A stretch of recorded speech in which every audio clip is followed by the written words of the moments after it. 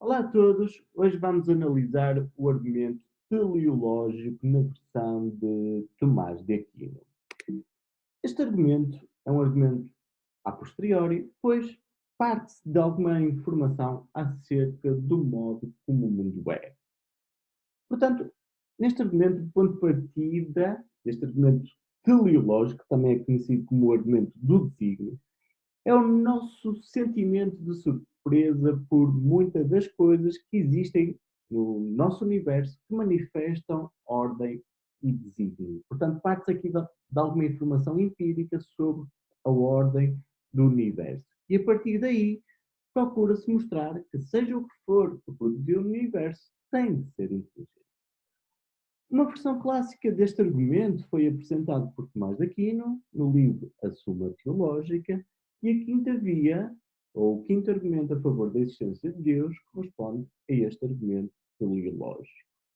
A ideia central do Tomás de Aquino é a seguinte: ele procura mostrar que se existem coisas naturais sem inteligência que agem para um determinado fim, produzindo o que é o melhor, isso constitui uma forte evidência, uma forte razão para se acreditar que há um desígnio sobrenatural, inteligente, ou seja, Deus, que dirige essas coisas naturais, tem inteligência, para o seu fim.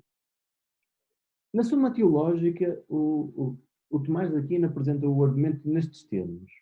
Ele diz o seguinte: vemos que algumas coisas destituídas de cognição, ou seja, corpos naturais, agem com um fim. Isso fica claro pelo facto de agirem sempre, quase sempre, da mesma forma para chegar ao que é melhor.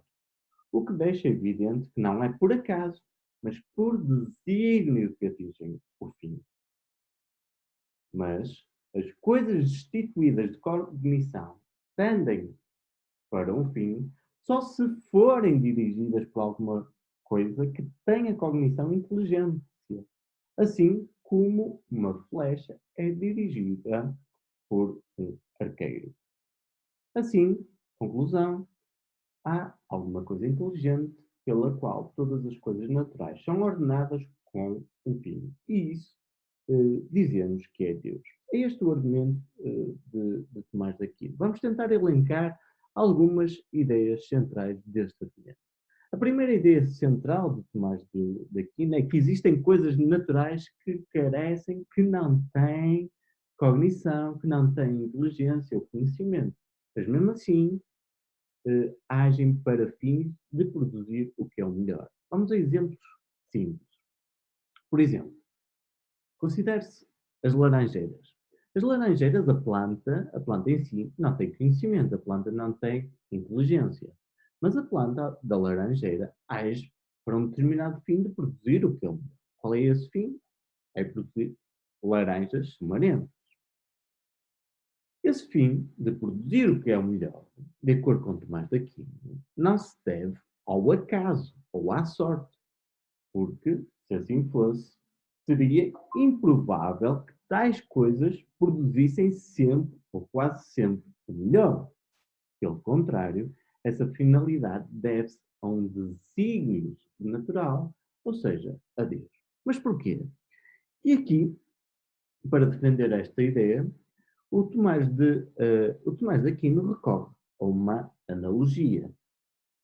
Ou seja, tal como um arqueiro dirige o voo de uma flecha para atingir o centro do alvo, assim também um designer sobrenatural, um desígnio sobrenatural, ou seja, Deus, dirige as ações das coisas que carecem de cognição, que carecem de inteligência, para elas agirem sistematicamente para o fim de produzir o melhor. Ou seja, a ideia central é que sem Deus não se, não se conseguiria explicar por que razão as coisas naturais, sem inteligência, se dirigem sempre, ou quase sempre, para produzir o que é o melhor. Portanto, estas são as ideias fundamentais do argumento de Tomás de Aquino. E com base nestas ideias, nós já conseguimos fazer uma reconstrução simples do argumento. Portanto, a estrutura central do argumento de Tomás de Aquino pode ser formalizado desta forma. Primeira premissa: as coisas que carecem de cognição agem sistematicamente para fins de produzir o melhor. Segunda premissa: mas, se não há um ser inteligente que dirige o mundo natural, então as coisas que carecem de cognição não agem sistematicamente para fins de produzir o melhor. Conclusão: logo, há um ser inteligente que dirige o mundo natural. Ou seja, existe Deus. É este o argumento central de Tomás de Aquino. O argumento é claramente válido, porque estamos aqui perante uma instância de modos tollens, mas será este um argumento sólido? Serão todas as suas premissas verdadeiras? Será que com este argumento provamos realmente que Deus teísta existe? Para ajudar nesta análise, vamos tentar questionar aqui uma premissa central. Uma premissa central a este argumento é a segunda premissa. E nós podemos tentar questionar esta premissa ou tentar negá-la. Como é que se nega uma condicional? Uma condicional nega-se afirmando o antecedente e depois alterando o valor de verdade do consequente.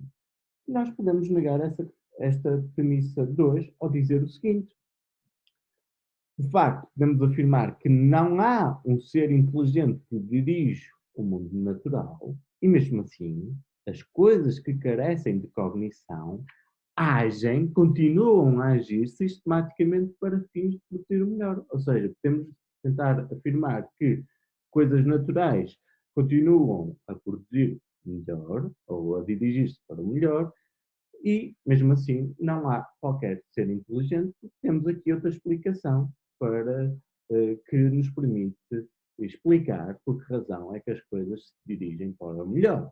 Ou seja, nós, com recurso ao darwinismo, podemos negar esta premissa 2, ou seja, pode-se criticar a premissa 2 ao sustentar que qualquer coisa pode agir para um fim, não existindo o ser inteligente ou Deus, por causa da própria teoria darwinista, ou seja, em que os seres vivos resultam de um processo de evolução por seleção natural. E se isto for o caso, então esta premissa será falsa.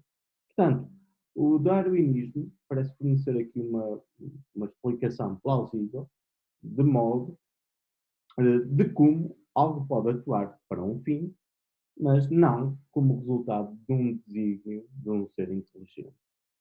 Portanto, se tivermos o darwinismo como uma explicação plausível, parece que a explicação teísta ou de um designer sobrenatural deixa de se aplicar. Uma outra objeção que se pode fazer a este argumento é, ainda que fosse realmente bom, ainda que a premissa 2 fosse realmente plausível, não se prova a existência do Deus teísta, porque o argumento não mostra que existe um Deus que seja omnipotente, omnisciente, sumamente bom. No máximo, o que prova é que Deus dirige as coisas para fins. Existe um ser sobrenatural que dirige as coisas para fins. Mas esse ser sobrenatural não tem que ser o Deus teísta. Portanto, este é, é, esta razão seria outro tipo de crítica que poderíamos fazer a este argumento teleológico. Agora, um desafio para terminar. Tenta formular uma versão deste argumento que, pelo menos, escape a uma destas críticas. Tenta formular uma versão que tente escapar, por exemplo, à pressão do darwinismo. Será isso possível? Vamos lá pensar.